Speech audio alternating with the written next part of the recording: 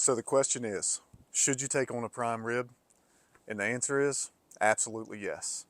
And my reasoning behind that is, every time I've failed at cooking a piece of meat, I made the best memories with my family and friends. And anytime I really did great at cooking a piece of meat, it was the same outcome.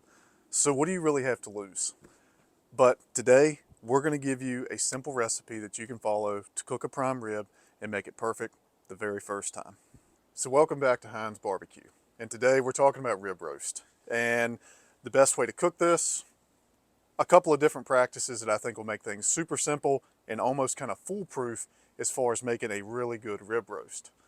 So we're going to try to keep this short and simple because no one wants to spend a bunch of time watching this video because I'm not really that entertaining, but I feel like I'm somewhat informative. So we have a rib roast here, and rib roast range in cost kind of severely as we figured out this year. We bought a prime rib roast from Costco at $20 a pound, which is absolutely outrageous. Moving on. This rib roast came from Publix, and this is kind of a little guy, and I'm just doing this kind of because of this video, and we got this at a screaming price. So this is 6.41 pounds, and this is $44.81. We got this at $6.99 a pound, and the marbling on this is really good. So really surprised by that. The marbling on this is almost as good as the one that we got from Prime from Costco. So we didn't know that these were going to go on sale, but if you're out there looking around, this came from Publix. So if that's a thing that's in your area, you may want to check with them to see if their prices are the same. You might be able to get a killer deal. So the next thing we got here is just some really basic ingredients. We got some sage, we got some rosemary, and I like to get the pre-peeled garlic because it just makes this super easy. And we've got some avocado oil. The reason why I like using avocado oil is because it has a higher smoke point. So if we take this and we want to run a torch over this afterwards to get a little bit better bark on this, it's not going to hurt anything, kill the oil, and give it an off taste. Secondly, we've got everything, all of our seasonings and spices marinated in a bowl. So all we did was we took and poured about, I don't know, half of this bowl size in here. We ground up our garlic really finely, or you can use a garlic press. Put that inside of here. A secret ingredient that we put in here is one zest of an orange. I think it gives it a really kind of fruity flavor, and it really melds in there really well to find kind of like a unique flavor that you don't really find. And orange pairs really well with beef. So that's our basic seasoning that we've got here that is kind of like a wet rub. And what we're going to end up doing with this is we're just going to take a mop, and you could use anything to do this. You know, you could use a basin brush. I just like a mop. I think it holds more of the oil. And we're going to end up just wetting this really good. And once we get this seasoned and salted, we're going to put this on the Weber Smoky Mountain. We're going to cook this at about 250 degrees for about 4 hours. We're going to roll this about every 30 minutes while we're cooking that to get a beautiful bark on the outside of that. But first, before we start that, we've got to get this thing cut open. We've got to get enough salt on it and some seasoning on it to give it a lot of flavor. Right. So seasoning. One trick that I like to do, it's cold outside right now, so it's about 37 degrees. We're living in Virginia, and we all know there's a big cold snap coming down, and it's hitting us tonight, which I am very happy about.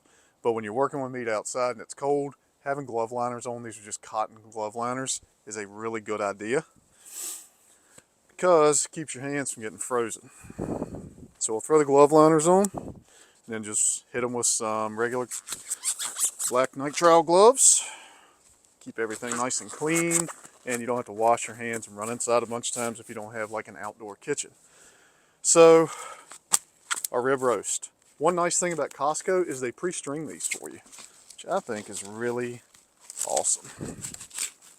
And if you want to, you can try to keep a clean hand. So as you're unwrapping everything, you can go straight to your salt. It's up to you. So, ew, the old nasties there. Get those out of there. So as we can see, this is bone on. There's two different ways these are going to come. They're going to come bone on and bone off. This is already tied, and they've already cut this bone off. There's a couple of different things you can do with that, but to keep this really simple, we're going to cook it just the way it is. They've already got everything tied up for us. And man, just look at that marbling for $6.99 a pound. It's absolutely awesome.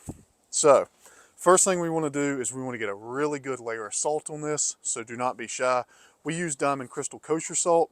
The type of salt that you use does matter. If you're using table salt, the smaller granule is going to penetrate deeper into the meat, so you could use a little less than you're going to see me use. But if you're using some type of kosher salt or sea salt, and it's a pretty big flake size, you can generally go on pretty heavy. So we're just going to come in here and we're going to put this on pretty heavy. And I know that looks like a lot of salt, but for this big chunk of meat, it's not really that bad.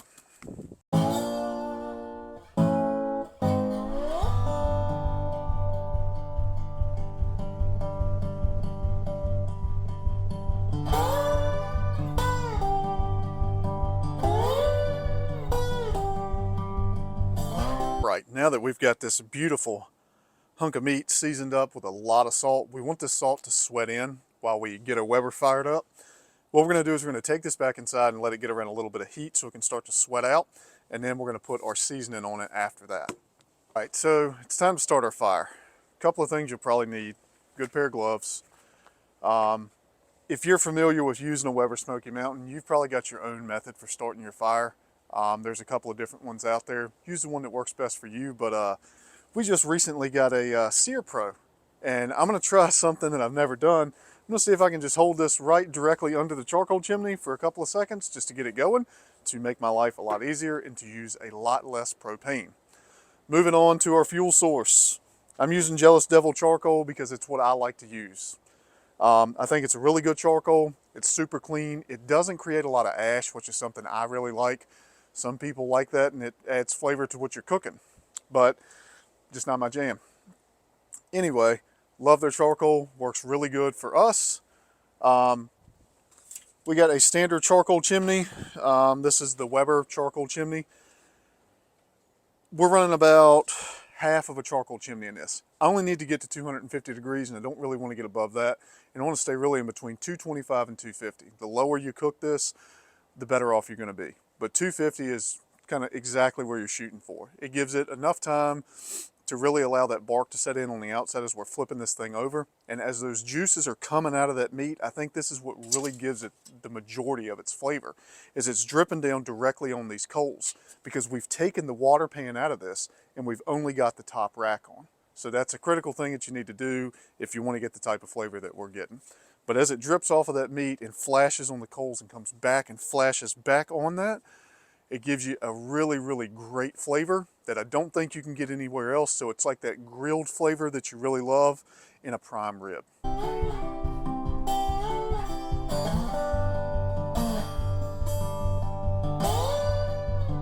So we've got a pretty decent fire going now. Something I like to do with my charcoal, and this is up to you, I like to burn mine down until all of that kind of charcoal smell is gone off of it and we've just got good coals in there. The reason being is I just don't love the flavor of charcoal when something's being cooked on it.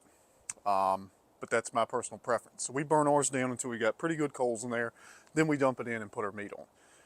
That being said, I've done other videos where that flavor is something other people really like. So you do what fits you best on that, but that's how we run ours down. So charcoal chimney's burnt down, we're gonna get this dumped in here.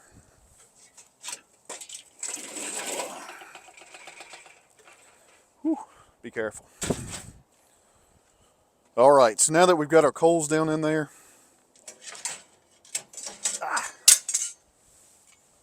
be careful.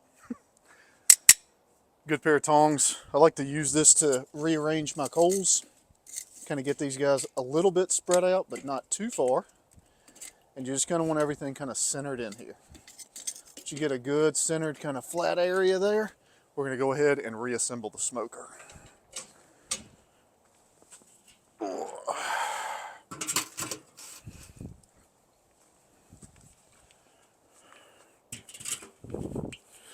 All right, we've got all our vents open on this. We're going to run this wide open until we get up to temp, or at least we start to get near 250 degrees. Then we'll start to do some adjustments. The reason why I like to go ahead and dump the coals in there is to go ahead and get everything warmed up. This will probably take another 15 minutes, and it took about 15 minutes for everything to burn down. I have one vent closed there. So also what's allowed time to happen is that salt to sink into the meat so we can get it back out here and get a rub on it for a final layer of seasoning. While we're waiting for the old Weber Smoky Mountain to calm down a little bit, I overshot my temperature a little bit, and we're just shutting the dampers down to let it get down to about 275 to 250. Let's talk about this a little bit. So the actual ingredients on this is 5 cloves of garlic, and we've got those either minced or really finely diced, but you really need to, we run these through like a garlic press. And that's how we get the consistency and texture. And what it does is it really breaks that garlic up and allows it to really flow around the meat once we put it on there with mop. We've got the zest of one orange, excuse me. And then the little packets of herbs that you buy, we've got 2 packets of rosemary and 2 packets of sage in this. And that's pretty much it. And we've got a sprinkle of onion salt. And the reason behind that is because I forgot to grab an onion from the store. But that is the actual makeup of this. But as you can kind of see here, the garlic kind of sits down in the bottom of there just a little bit. And when you're doing this, you really need to stir this up really good right before you hit it with the mop in order to get everything kind of mixed in there to stick. And the longer you let this mixture set, the more flavor you're going to get from the rosemary and the sage. Now that the star of the show is back, I've had about 30 minutes to let the salt set in and kind of sink into the meat a little bit. What that's done is it's made a nice moist surface for us to throw on some rub. This is our rub. This is our parent company that we own and operate as a barbecue business, which is Wood and Water Barbecue. This is a seasoning that we've pretty much designed and made over the last 2 years. This will be available, hopefully, beginning of the year. But as of right now, I will put a description in there in the footnotes of the video of what's in this. Pretty much basically. It won't be all the ingredients because there's some really hard stuff in here to get. Like dehydrated, granulated dates. It's cold out here, so I'm really struggling to talk. It's got orange peel in it. It's got some really neat flavors in there that we think is really awesome. But put whatever rub you want to put on here. You don't have to put any rub. You could just do salt and pepper and garlic on this, or just salt, or just pepper, or salt and pepper. Whatever you want. But this is something that I've found that I really like. Find a good beef seasoning and throw it on there. I think it adds a lot of flavor. And something that has a lot of pepper in it is going to attract a little bit more, I'm not going to say smoke because there's really no smoke in this because we're not smoking it. I do not like smoke on ribeye. I think it gives it an odd flavor, and I think this type of cut can just kind of stand alone and just need some heat. And I really just love to have that meat, the drippings off of it, flash back onto the meat, and I think it just gives it a crazy amount of flavor compared with a good rub that you like. So once again, we're just going to give this a generous seasoning on top, kind of pat this stuff in.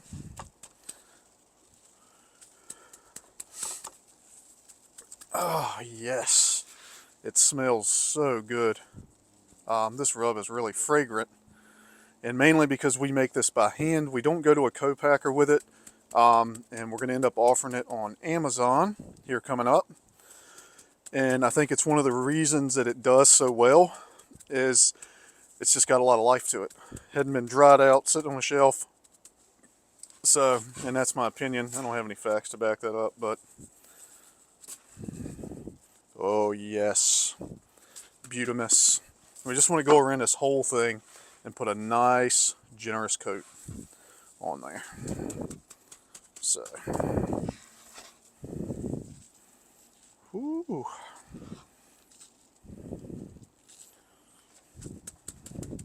Tell you one thing, I need to get a stocking cap on. A little chilly on my bald spot there. Right there in the back. Alright, one more little spot here. We are going to be ready to throw this on. I guess I'll hit these bones just for presentation because it looks really good. Alright, we got a bunch on the board. I'm just going to roll this guy around on the board here. Try to get any leftover seasoning there on the board onto the meat. So, fantastic. Pop a glove off. Alright, so I'm just going to adjust you guys here. I'm going to change the frame. So I think you can see me there. Yeah. So our smoker right now is running at about 265, which is a little over what I wanted it to be running at, but it's not really going to hurt anything. It'll actually speed the cook up a little bit. One thing you need to do is you need to get a thermometer with a cord that'll reach in there, or you're going to have to probe this thing, you know, once every hour to 45 minutes once we start to get a little closer. Make sure you check your thermometers. I've seen a bunch of horror stories of people not checking their thermometers and they overcook these and it doesn't turn out very good. So we've got a, what is this thing? ThermoPro. Just one of the little cheap guys, 20 bucks. Got a little fire retardant cord on it there. Sits on the outside of the smoker and the probe will just go in the center of the meat. Something else I like to do as I'm cooking with this is I'm going to come out when I think I'm getting close. When this thing's saying we're at 100 to 110 degrees, I'm going to take a probe thermometer that I know works really well and we're going to start checking it. I just think it's a good thing to do. So that being said, let us get our meat on said cooker. And I'm going to place this bone side down to start with. Right in the center. Oh yes. Hear a little sizzle. We'll go ahead and put this guy in here. Just for fun, right in the middle. You may have to do a little something funny there with your cord if you're having issues with it. We're going to let this cook for about the first 30-45 minutes. We're going to come out here and check it. So we've hit our first 30-minute mark. We're going to crack this open, kind of see what it looks like. But one downside of the way that we cook with charcoal is we burn our charcoal all the way down before we put it in. So unfortunately, we have to reload this the Weber Smoky Mountain with charcoal. If you don't mind doing that, you can do the snake method or the minion method. Just put your charcoal in there and let it burn out. You don't have to touch this thing for the next 3 to 4 hours besides rolling it around and basting it. But because I don't really prefer that flavor profile, I cook a little differently. So we are going to add charcoal to this. If you're doing it our method, you do have to do that. But I like being outside. It's cold, super happy, so it's not that big of a deal. But what I want to see when I crack this open is for that first 30 minutes, how did it cook? Because it's going to set my kind of timing on how much I want to roll this thing, the type of bark I want to form on the outside of it, and how much we want to slather our seasoning on top of that, because it is going to slow that cooking process down because we're going to keep opening this guy up more and more. So we may stretch this out to 45 minutes or an hour. Just depends on what it looks like. Oh, just going to take a peek under the bottom here, and yeah, pretty much no change at all. I can see I'm going to move my coals a little bit under there. What I am going to do is I'm going to go ahead and flip it on its side one time. I'm going to flip it that side up first.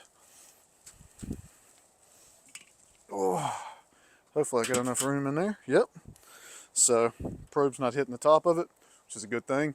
So I'm probably going to let this one run for about an hour. We'll come back out and check on it again. It might be time to start basting. I want to get a little bit of color on that before I start basting it, because we'll have 2 good hours of basting about every 30 minutes once we get back up to temperature, so I don't think it'll be an issue. So we're at our second 45-minute check-in, and I put another load, another half chimney of charcoal in here, burn it down, threw it in there. We got it back up to 255 degrees.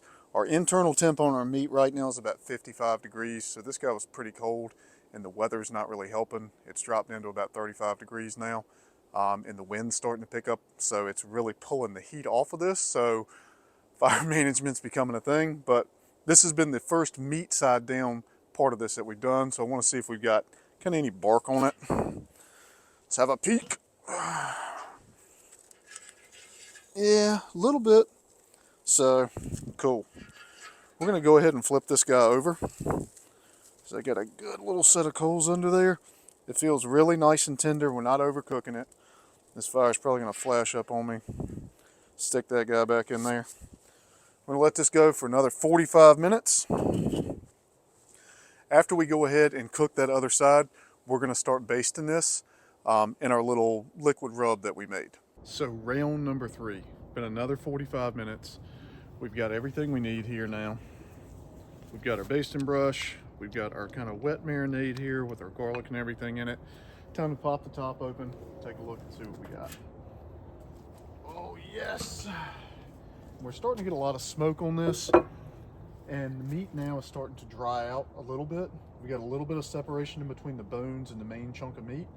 So I think it's a perfect time to start basting this, and we'll see what it looks like.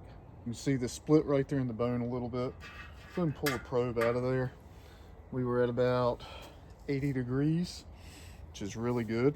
Before I roll this over, we're gonna go ahead and just take this mop, get some good pieces of that garlic in there, and really start mopping this stuff on there. Oh yeah. You can see the fat starting to cook a little bit. We're starting to get some of that flashback off of there. It's kind of rendering back up. Smells absolutely amazing. All right, so there we go on that. I'm gonna roll this guy over. Should hear a good little sizzle here. Oh yeah. Oh yeah. It's real nice.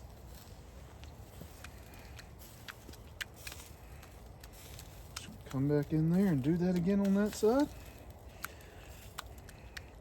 All those juices, you can hear them just sizzling down there, coming back up. So freaking good. Oh man, it smells outrageously good. All right, I'm gonna go ahead and roll this guy up right now. You do need to do this pretty quick, mainly because your fire's gonna flame up on you. It's gonna send your everything kind of skyrocketing through the roof. So get everything on there so it all looks pretty good. Let's get it shut up. One thing we are gonna do is we're gonna flip it back over. We're gonna do fat side down like that this time. Just let that cook in that direction for 45 minutes. I'm just gonna keep rotating.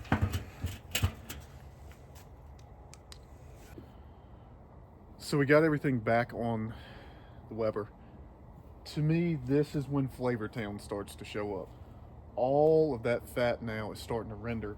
It's dripping down there on those coals, and it's coming back and flashing back to the meat.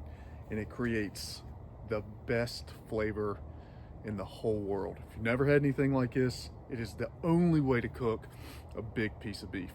I really want to try a brisket like this, and we're going to do that one day.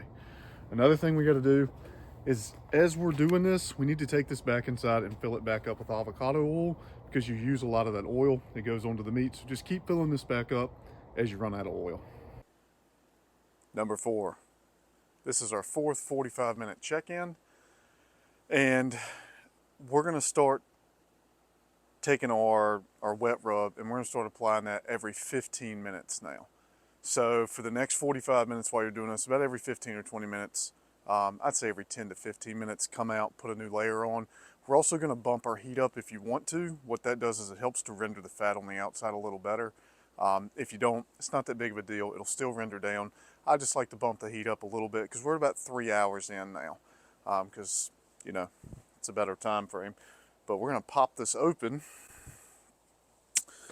We're running at 275 degrees, which is a perfect temperature to be running at for this.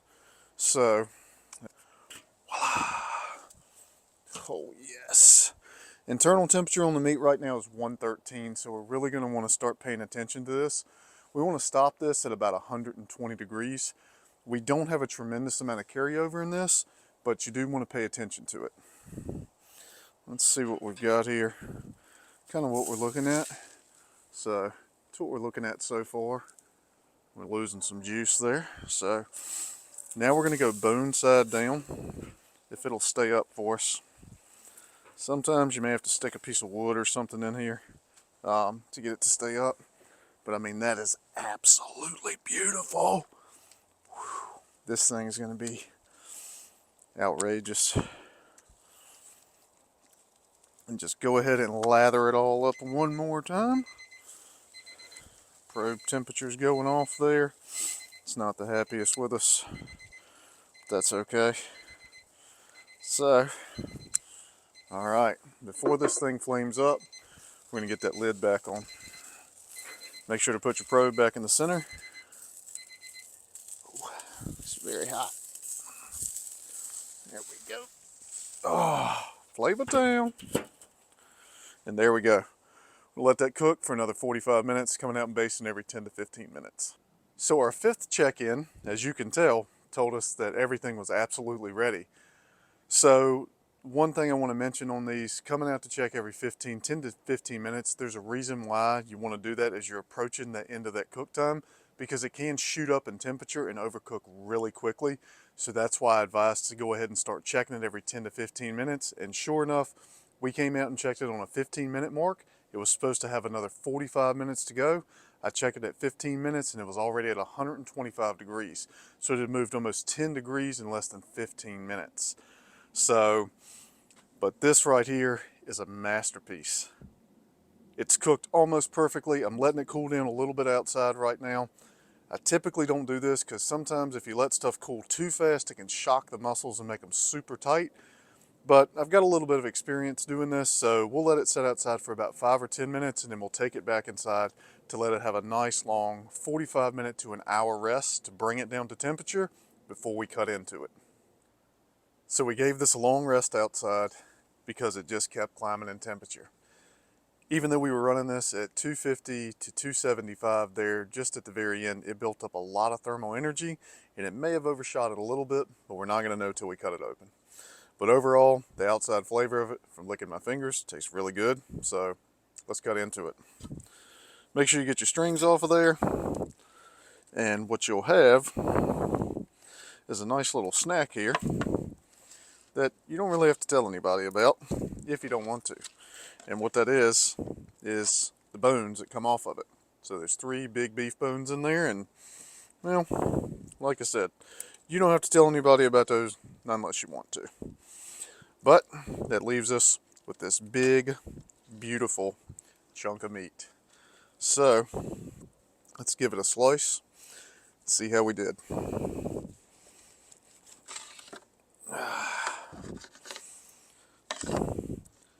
All right, so not too bad, but definitely a little overcooked. So watching that temperature on this is absolutely critical. It's not terribly overcooked, but it's definitely more overcooked than I would typically do it. And I let the temperature get a little bit away from me. If your temperatures do start to rise on you really quickly, what you can do is cut into this. But this is a perfect example of why checking that temperature every 10 to 15 minutes is super critical. But the next thing that I'm really worried about is, what does it taste like? So I'm just going to take a little piece here, this outside edge, the bark on it.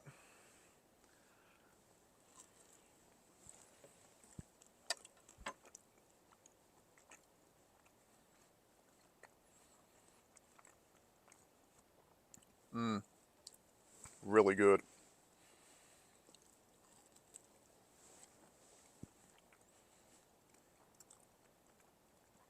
So good. So unfortunately we did miss our temperature by a little bit, but hopefully this is a learning lesson that you can take from me. You don't have to make yourself. Pull these at a very early temperature and let them come up, because they will build up thermal energy inside of them. So pulling these probably around 115 to 118 is not a bad idea if you like them very rare. If you don't, letting them cook into the 130s, you may be really happy with this. It's really up to you on what you and your family and friends like. So, whew, it's so good. This is so good. I gotta lose some weight. I can't wait to try those, the beef ribs. Anyway, I hope this helps someone out there. Until we get back to the next video, I hope you guys keep them burning. Can't wait to see you next time.